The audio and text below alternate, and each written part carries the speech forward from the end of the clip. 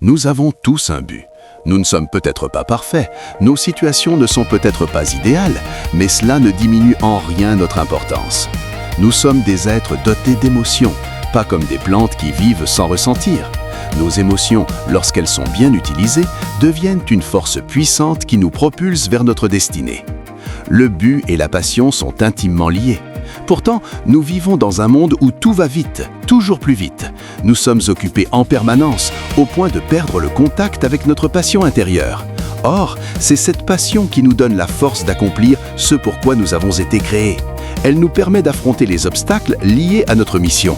Vivre selon son but ne signifie pas vivre sans problème. Cela exige de l'élan, du courage et de la détermination. Si vous ne ressentez rien en ce moment, sachez que cela arrive à tout le monde.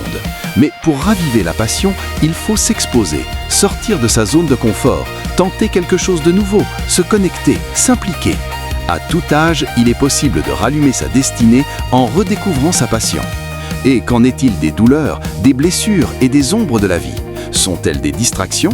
Absolument pas. Les plus grandes réalisations naissent souvent des plus grandes épreuves.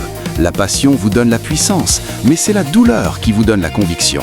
Sans certaines blessures, vous n'auriez peut-être pas cette flamme intérieure qui vous poussera à agir.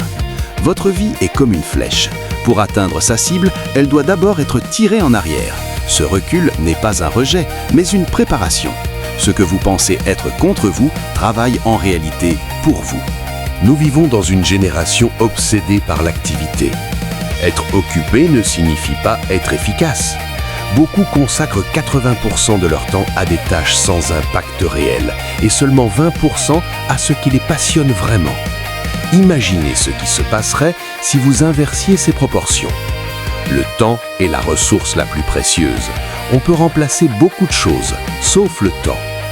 Valoriser son temps, c'est honorer sa vie. Vous avez été créé à l'image d'un créateur. Vous êtes donc porteur de créativité. Mais la créativité a besoin d'espace et de silence. Apprenez à réserver votre énergie pour votre usage le plus élevé et le plus noble. Si quelqu'un d'autre peut faire ce que vous faites, peut-être que vous n'êtes pas à votre meilleure place. Chaque moment est un don. Chaque idée est un don. Chaque opportunité est un don.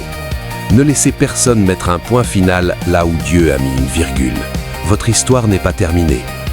Enfin, le pardon n'est pas oublié. Le pardon est un cadeau que vous vous faites.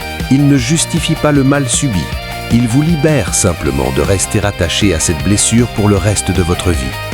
Votre passé ne définit pas votre avenir. Votre douleur peut devenir votre puissance. Votre passion peut transformer votre destinée.